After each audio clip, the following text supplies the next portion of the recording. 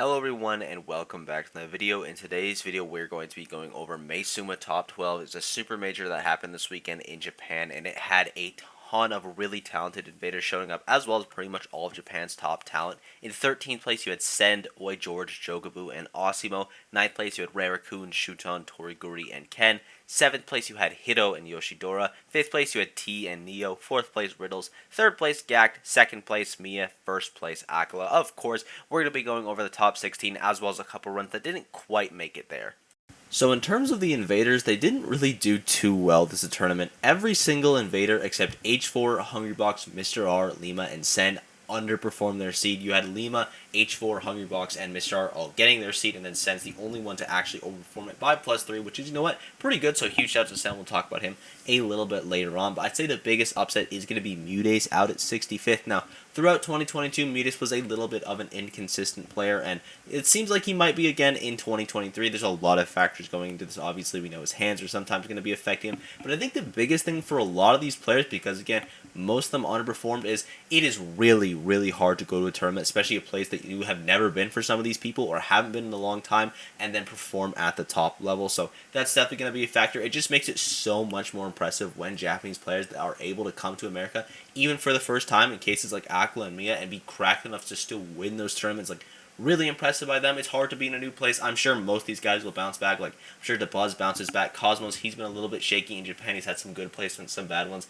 This is kind of another mid one to add to the list. But going into Kagurimi, these are all players that I think we could potentially see still topping the majors. Like, I think Cosmos can do it. I think DeBuzz can do it. I think Mudace can do it. So even though they have a little bit of an underperformance here, I wouldn't completely count them out. And the first player that we're going to be taking a look at before getting onto the top 16 is going to be Ryu. He got wins on UFO, Jagame, Matsunabe, and Roki, all in the loser side of bracket, looking really strong throughout this run, and looking to be, again, one of the best Diddy Kongs in Japan, which is a really tough title to get right now, because Japan is definitely the land of the Diddy Kong. There are so many amazing players playing this character, and there's only new ones getting added to the list. You know, you have Passeriman picking up the character, you have Niatono switching his focus to the character recently, you have Chicken, Ryu, Etsuji, unfortunately, doesn't play this game anymore, but he was a really notable one. Like, there are so many amazing Diddy Kong players here, and Ryu was able to get the highest placing Diddy spot, so huge shouts to him again, getting close to that best spot in Japan, because obviously best in the world is still going to Tweak, and then maybe even second best is going to Aaron. But if you wanted to argue a player like Ryu for it, I could definitely see him being slotted in here because he is extremely talented. Next up, I want to talk about Omatsu. Now, he got wins on Zaki, Karu, Nyan-chan, and Cosmos, all in the loser side of bracket. Again, there's a lot of very strong losers ones at this tournament, and even though he wasn't the highest placing midman this time because he had Oi George usurping that title from him, I would still consider him one of, if not the best active midman in the world. Obviously, you have Proto Bottom, who is the best midman, but he isn't really playing the character, or rather, he's just not playing the game at all. We've only seen him at Summit in the past 6 months, at least in terms of major events, so it's really hard to gauge who the best midman would be, because you kind of want to say it's Proto Bonham, but he's not really an active competitor right now. And if you had to give it up to second place, I would probably start leaning towards Omatsu again, even though he underperformed to Oi George this tournament. He's just been looking incredibly clean, but there's also factors from around the world. Like, I think Justice is definitely a candidate for it, but been really impressed by Omatsu as of late. He looks like an extremely talented player, and I hope to continue seeing him more at these top tournaments because he's just been doing extremely well consistently. In 13th, you have Sen, Oi George, Jogabu, and Osimo. Starting off with Sen, who got wins on Showers and Lima. Like I mentioned earlier, the only invader to overperform his seed, so huge ups to him. Sen is such a threat that I feel like kind of gets forgotten about at the top level, especially considering how many good Nesses there are. But Sen was the best Ness for a long point in time. You could still argue him for it. I would say it's Gackt, especially after this run, but this is another great run from Sen. I imagine he wants to take that spot back, and maybe we'll see him in the coming weekends continue to perform at these events. Because again, the only invader to overperform your seed or just place well at this tournament is really, really impressive, especially considering the talent that you have here, like Mudace, like Lima, who he defeated, like DeBuzz. You obviously still have Riddles getting that top 8, but Riddles at this point, super established top 10 player, so really, really impressive by Sen. Oi George as well, getting wins on Snow, Ron, and I talked about that best midman earlier on. While I would still default it to Amatsu right now, because again, Proto Bonham's out of the conversation for me, Oi George is definitely a strong candidate. He's been having good results for a long time. This is one of his best runs ever. You have Jogabu as well, who is definitely definitely the best Falcon at this point, even though he lost fairly early on to Rizio. In the losers run, he got wins on YN, Hungry Box, Dio, Sigma, and Repo. Just looked insane here, and Karage did unfortunately underperform a pretty decent amount, and so did a Fatality. So I'm going to give Jogabu that best Falcon title, and then Asimo, who lost fairly early on to Aim, had a crazy loser run, beating Yara, Atorie, and Umeki. And even though this is a pretty big underperformance for Asimo, the fact that 13th out of Super Majors is an underperformance with those wins is just showing how good of a player he is. In ninth place, you had Rarakun, Shuton, Toriguri, and Ken. Starting off with Rarakun, who got wins on Karage, Dorigami, Now, and Asimo. That combination of Steve and Luigi is looking really good. He's also incredibly young, super talented. I'm really hoping to see just more turns from him in general, because I think if we can start seeing him go to more events, he could be considered one of the best players in Japan. I mean, he kind of already is. Ninth place at a major here is ridiculous. Maybe even the best Luigi in the world, because I think right now a lot of people would probably default to someone like Luigi or Waka, but the Japanese Luigi players are extremely talented. We see these guys tear up regionals especially, so really hope to see more of Rarakun. You have Shuton as well, kind of an underperformance from him, but even so, you're getting wins on Rarakun, Lima, and Dio, so it's not the end of the world. Ken, kind of the same thing, a little bit of an underperformance, got wins on Aba and Sigma. Ken might not even been seeded for top 8, but like Ken's just been doing so well as of late that him not getting top 8 for me, it seems like a little bit low, but the big run of 9th place, maybe even the biggest run of the tournament, is going to be Toriguri with wins on Mudace, Ron, and Umeki, and he did it with Banjo. This is the best Banjo performance we've ever seen from the character, at least post-quarantine, because Tweak did have that really nice run of Glitch right when he came out, but like, when Banjo's been a full-fledged character that people know how to deal with, this is insanity. Again, beating Mudace, who a lot of people are considering like a top 15 player in the world at this point, is unreal, so huge props to him. Just insane that he's able to take that low tier this far.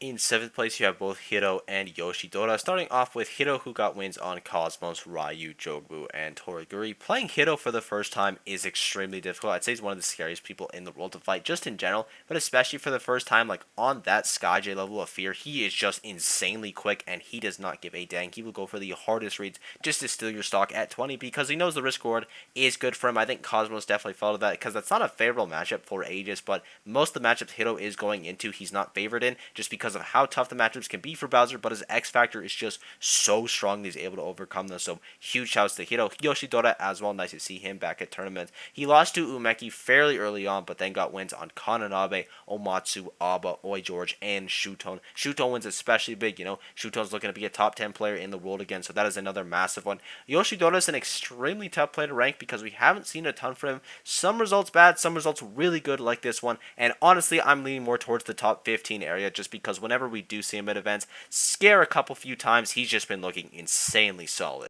In 5th place, you have T and Neo, starting off with T, who got wins on Send, Repo, and Miya. That win on Miya is going to be massive, just considering how well Miya's been doing as of late, so that's a nice one to have under his belt. We also have a really nice bounce back, because you know what? He underperformed pretty severely at, I believe it was Maesuma top 11, and then I had an amazing bounce back at that next Maesuma, getting 5th place here is obviously amazing. And on top of that, he has a second at Umabor at the start of the year, so T's 2023, even though there's not a ton of results on it, it's starting to look pretty good again. Then you have Neo as well with wins on Dorigami, Iam, and Ken. Now with this run from Neo, I would give him the title of best Corrin in the world. This is the best run that we've ever seen from a Corrin. Plus he's been doing pretty well at some regional events, though Shattuck has been still getting decent results in 2023 as well. So the debate between them is still extremely close, but I'm going to give it to Neo this time. Also, just a side note for what I forgot to mention for T, he did lose to Riddles in that Kazuya Ditto, and I predicted if it went to Kazuya Ditto, T would be able to win that, but Riddles, he got his revenge from Ultimate Wonder 4, looked really impressive in that matchup.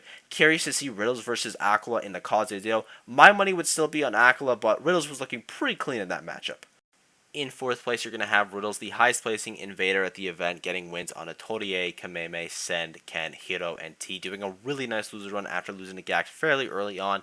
And the really impressive thing about Riddles is a lot of times in tournaments, he's going to go one of Terry or Kazuya in the winner's side of bracket, and depending on how his winner's bracket goes, he'll just go the other character in loser's bracket and tear it up. Here we saw the Kazuya rather than Terry, mostly in the winner's side of bracket. He lost again fairly early on, did get a win on Atorie with it, but then in loser's bracket, he just tore it up, to my knowledge, going almost entirely Kazuya, and got, again, so many amazing wins. T's a top 10 caliber player, Ken's a top 10 caliber player, Kameme's honestly close to that point, Hiro's kind of close to that point, he's kind of underrated. This is just a ridiculous run from Riddles, looking so good. Also pretty funny that the highest ever placing event from an invader in a Japanese tournament is going to be from someone that isn't even from America. In third place, you have Gackt with wins on Karage, Riddles, Shuton, and T. The wins he got at this tournament are just ridiculous. A win on Riddles, that's a top 10 player in the world probably. Shuton, also probably top 10. T, not top 10 right now, but top 10 caliber. We know this guy's ridiculous. And Karage, a win that is only going to increase in value. Gackt just looked on fire here. Sorry for that little mic bump, but he just played crazy. Like, I think this run alone cements him as the best Ness, at least for now in 2023, because we haven't been seeing too many runs from Ness, but we also just haven't been seeing the Ness players go to a ton of stuff. Sen hasn't had anything crazy aside from this one, which was, again, really, really good. Syrup, we haven't really seen him in any big events, and then Gackt with this just monster run here. I think that's going to at least give him that best Ness spot for a little bit, but going into the Invitational, I think that's happening on Wednesday or Tuesday. He's going to be wanting to defend that title because Send is also going to be there, so that's going to be fairly interesting. But just again, huge props to Gackt here. Was one of the most impressive looking players of this tournament, and then literally just tore everyone up.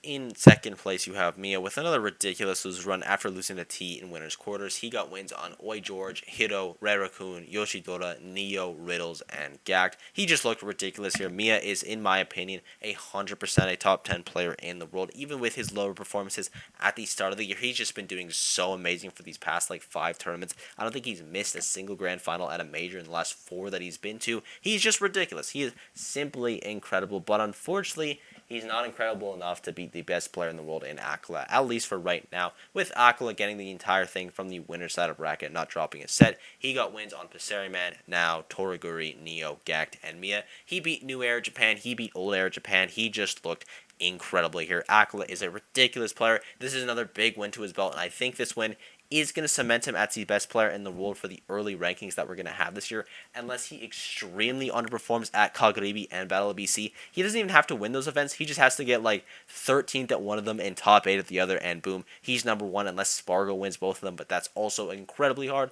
and there's a high chance that Acola is just going to win both those events because he's just been looking unreal as of late. And I thank you guys for watching. I hope you enjoyed. If there's any players that I left out, please let me know down below. Be sure to go over the runs. Sport's been absolutely unreal lately. Thank you guys for everything, and I will see you all in the next video. Bye-bye.